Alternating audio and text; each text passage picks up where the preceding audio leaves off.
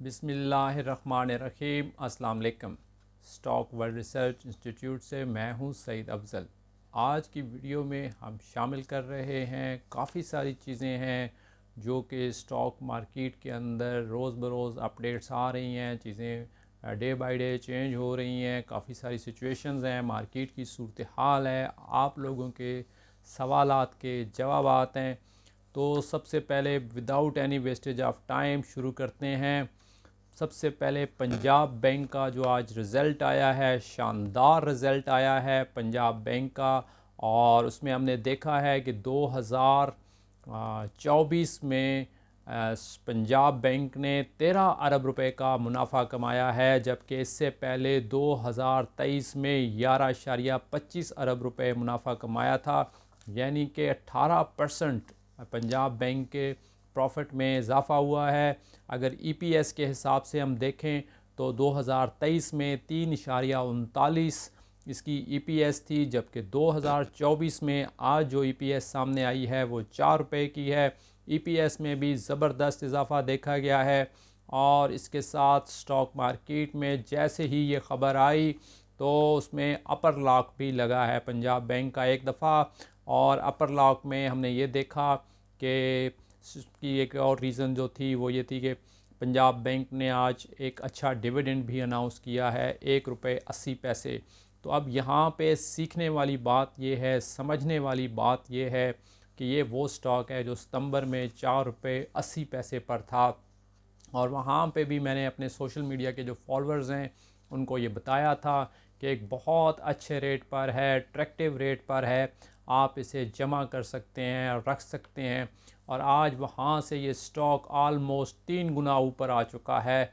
4 रुपये 80 पैसे वाला स्टॉक तकरीबन 12 रुपये से ऊपर आज क्लोज़ हुआ है। और ये चीज़ समझने वाली है कि स्टॉक मार्केट में किस तरह से बड़ा पैसा बनता है, क्योंकि आम तौर पर जब हमारे इन्वेस्टर्स हैं ये पेशेंस नहीं रखते हैं और चीज़ों को अंडरस्टैंड नहीं करते हैं तो वहाँ पे इनसे मिस्टेक्स होती हैं और बहुत अच्छे स्टॉक्स भी उनके हाथों से फिसल कर निकल जाते हैं। तो हमारे वो फॉलोअर्स जिन्होंने उस कॉल पर अमल किया और उसको होल्ड रखा और उसको अपने पोर्टफोलियो का हिस्सा बना के रखा, तो आज उनको ज़बरदस्त बेनिफिट्स हो रहे हैं, क्योंकि डिविडेंड्स भी अच्छा मिल रहा है, कैपिटल गेन भी अच्छा मिल रहा है और स्टॉक का फ्यूचर भी बहुत ज़बरदस्त शानदार नज़र आ रहा है। अगर आपने आज से कुछ दिन पहले हमारी एक वीडियो देखी होगी जिसमें पेनी स्टॉक्स के बारे में हमने बताया था, 8 पेनी स्टॉक्स बताए थे जो कि ज़बरदस्त परफॉर्म कर रहेंगे या कर सकते हैं या जिनके अंदर बहुत ज़बरदस्त पोटेंशियल नज़र आ रहा है, तो उसमें एक बैंक ऑफ पंजाब भी शामिल था। और हमारी उस वीडियो के बाद हमें बहुत सारे मैसेजेस भी मिले, तो हमने रिकमेंड किया था अगर दोबारा किसी वक्त हम दोबारा भी इस तरह की एक वीडियो बना सकते हैं जो आपके लिए काफ़ी बेनिफिशरी साबित हो सकती है। तो इसके साथ मार्केट की सूरत हाल पर भी बात करेंगे, लेकिन पहले कुछ और चीज़ें भी शामिल कर लें, एंड पे मार्केट को देख लेंगे।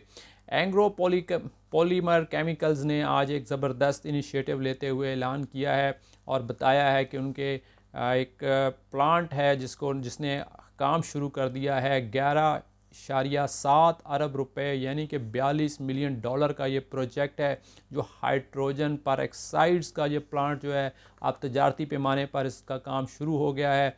ईपीसीएल के जो सदर हैं, सीईओ हैं अब्दुल कयूम शेख, और एंग्रो कॉरपोरेशन के जो सीईओ हैं एहसान ज़फ़र सैयद, इन दोनों ने ईपीसीएल की इस बड़ी कामयाबी पर मुबारकबाद दी है अपने वर्कर्स को। और इससे पहले अगर हम देखें तो ईसीपीएल का जो रिज़ल्ट आया था वो काफ़ी मायूस कुन था अपने इन्वेस्टर्स के लिए।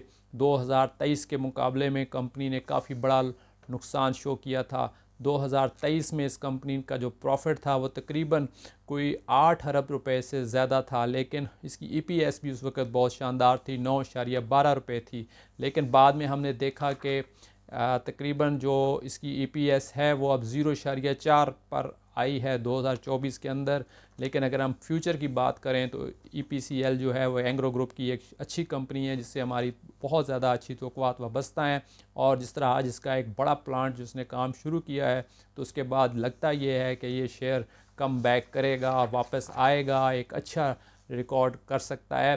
देखा जाए कंपनीज़ के अंदर, बिजनेसेस के अंदर अप्स एंड डाउन आते रहते हैं, लेकिन देखने वाली बात जो होती है वो ये है कि क्या कंपनी कम बैक कर सकती है। कंपनी के कम बैक करने की जो सलाहियत होती है उसमें हम सबसे पहली जो चीज़ देखते हैं कि कंपनी किस ग्रुप के साथ वाबस्ता है।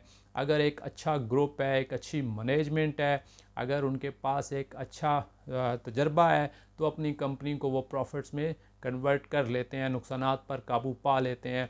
तो आज EPCL के अंदर भी हमने इसी चीज़ को देखा है कि EPCL की जो मैनेजमेंट है उसने एक ज़बरदस्त इनिशिएटिव लेते हुए आगे बढ़ी है और केमिकल सेक्टर के अंदर ये कंपनी मुस्तकबिल में हमें अच्छा परफॉर्म करती हुई नज़र आ रही है।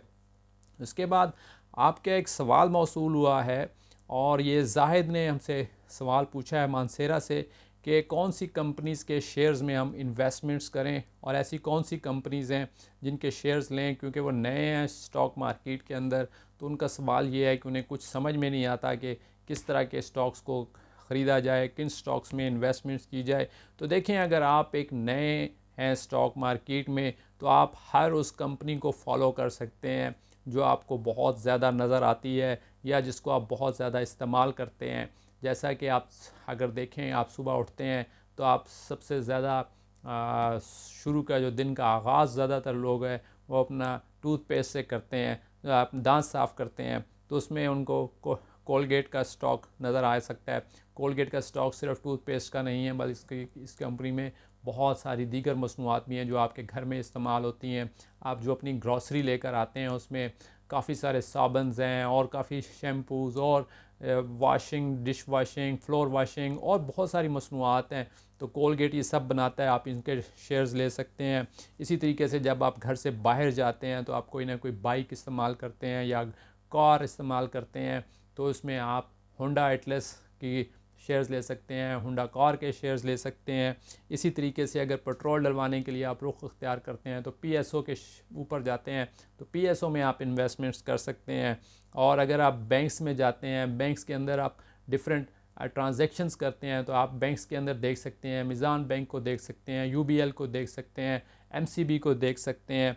इसी तरीके से अगर आप कोई कंस्ट्रक्शन का काम करते हैं तो आप उसमें सीमेंट के डिफरेंट सीमेंट्स का इस्तेमाल करते हैं, जिसमें लकी सीमेंट है, पायनियर सीमेंट है, कोहाट सीमेंट है, चिराट सीमेंट्स है। तो आप इस तरह की कंपनीज़ के अंदर भी इन्वेस्टमेंट्स कर सकते हैं। अगर आप ज़राअत के शोबे से वाबस्ता हैं तो आप मिलर ट्रैक्टर को देख सकते हैं, उसके अंदर आप जो इन्वेस्टमेंट्स कर सकते हैं और गाजी ट्रैक्टर के अंदर इन्वेस्टमेंट्स कर सकते हैं। ये कंपनी स्टॉक मार्केट्स के अंदर बहुत अच्छा रिकॉर्ड रखती हैं।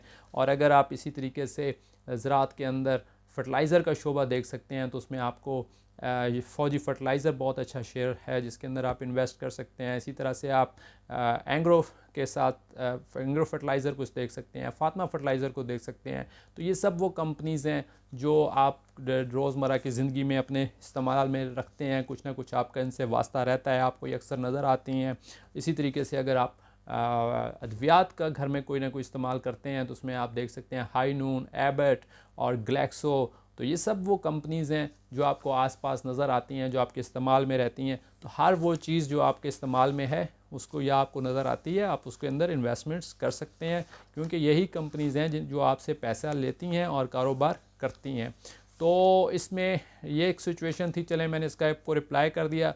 दूसरी तरफ एक और शेयर है जिसके बारे में सोशल मीडिया पर काफ़ी सवालात जन्म ले रहे हैं और मुख्तलिफ़ लोग इस पर बात कर रहे हैं कि नेस्ट सोल का जो रिज़ल्ट आया है उसने काफ़ी हैरान किया है लोगों को, और इन्वेस्टर्स हैरान हुए हैं कि एक कंपनी जो बाय बैक कर रही है उसका रिज़ल्ट इतना डिफरेंट रिज़ल्ट आया है कि जो एक्सपेक्टेशंस नहीं थी उसके बारे में। अगर हम EPS के हवाले से बात करें नेटसोल के ऊपर, नेटसोल के हवाले से हमें बहुत से मैसेजेस भी मौसूल हुए।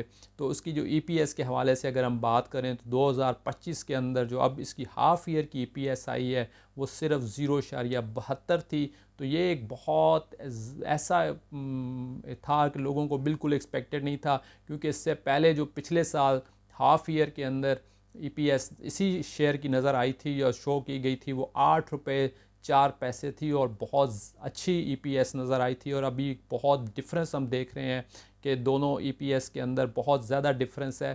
तो EPS जो है Q2 की अगर देखी जाए 2025 के अंदर तो 0.87 है, जबकि इससे पहले जो EPS थी वो काफ़ी ज़बरदस्त EPS थी। तो अभी ये देखें बहुत ह्यूज डिफरेंसेस हमें नज़र आ रहे हैं नेटसोल के हवाले से। तो लोगों के इसके ऊपर काफ़ी कंसर्न्स हैं। कंपनी जैसे भी अपना ब्रीफिंग सेशन देगी, जैसे कि कॉर्पोरेट ब्रीफिंग सेशंस में कंपनीज आती हैं, तो वहाँ पे नेटसोल के ऊपर काफ़ी सवालात होंगे और नेटसोल को अपने इन्वेस्टर्स को मुतमिन करना होगा। इसके साथ लोटे केमिकल्स के ऊपर अगर बात की जाए, उसके हवाले से पिछले दिनों में एक बहुत बड़ा वॉल्यूम हमने देखा लोटे केमिकल्स में लगा, तो उस पर काफ़ी सवालात आ रहे थे कि लोटे केमिकल्स में ऐसा क्या नज़र आ रहा है, ऐसा क्यों हो रहा है। तो लोटे केमिकल्स के हवाले से सबसे पहली बात यह है कि इसके अंदर मुख्तलिफ़ कंपनीज़ जो हैं वो अपना इंटरेस्ट शो कर रही हैं, इसको ख़रीदना चाहती हैं। अभी डाइवो के पाकिस्तानी मालकान ने भी इसको ख़रीदने में इजहार दिलचस्पी दिखाई है। और अगर कंपनी के प्रॉफिट्स पर हम बात करें तो 2024 के अंदर इसके प्रॉफिट्स में काफ़ी कमी आई है और इसके जो तकरीबन 47% जो है वो लोटे केमिकल्स के प्रॉफिट में कमी देखी गई है। और इससे पहले इस कंपनी ने जो 2023 के अंदर तकरीबन 5 अरब रुपए प्रॉफिट बनाया था, लेकिन अब 2023 के अंदर इसने तकरीबन 2 अरब रुपए प्रॉफिट कमाया है। ईपीएस भी इसकी काफ़ी कम हो गई है, 3 रुपये 35 पैसे उससे पिछले साल 2023 में ईपीएस थी, जो कि अब 1.75 पर आ गई है। तो लोटे केमिकल्स को मुख्तलिफ़ कंपनियां ख़रीदना चाहती हैं, लेकिन जहाँ तक हमारा एनालिसिस है कि इसकी जो प्राइस है वो बहुत ज़्यादा है जो सेलिंग के लिए उन्होंने रखी हुई है। तो लेकिन जैसे ही ये न्यूज़ आती है मार्केट में कि सेलिंग हो सकती है, कुछ सौदा हो सकता है, कुछ कंपनीज इंटरेस्टेड हैं ख़रीदने में, तो उसके बाद इसके अंदर एक ह्यूज वॉल्यूम हम देखते हैं। डेट्स वाई इसमें चल रहा था। फिर एक पावर सीमेंट के हवाले से सवाल आया है कि आप इसका फ्यूचर कैसा देख रहे हैं और क्या इसमें इन्वेस्टमेंट्स करनी चाहिए। तो सबसे पहली बात यह है कि कंपनीज ने बड़े तवील अरसे के बाद न नुकसानात पर काबू पा लिया है, बल्कि खुशी की बात यह है कि अब उन्होंने तकरीबन 3 करोड़ 20 लाख रुपए प्रॉफिट भी बनाया है, जो कि एक बहुत अच्छा प्रॉफिट है इस कंपनी के लिए, जो कि बहुत लॉसेस कर रही थी कई सालों के साथ। और उसने पहले उसकी कंपनी ने एक साल के दौरान तकरीबन 46 करोड़ का नुकसान किया था। तो अब ये कंपनी 3 करोड़ से ज़्यादा जब प्रॉफिट बना रही है, तो डेफिनेटली इन्वेस्टर्स का जो एक कॉन्फिडेंस लेवल है वो बढ़ सकता है, बढ़ता हुआ हम देख भी रहे हैं। और ये आज भी इस शेयर ने काफ़ी अच्छा परफॉर्म किया है मार्केट के अंदर। तो आप देखेंगे पहले इसका जो लॉस था वो 0.64 था, लॉस था, लेकिन अब जो उसकी प्रॉफिट हो गया है वो 0.15 प्रॉफिट हो गया है। डैट्स मीन्स कंपनी कमाने लग गई है। तो फ्यूचर में लॉन्ग टर्म के लिए आप इसको जमा करें, लेकिन इसके रिज़ल्ट्स पर नज़र रखें। अगला रिज़ल्ट जो है उसके क्वार्टर का रिज़ल्ट जो आएगा वो बहुत अहम होगा।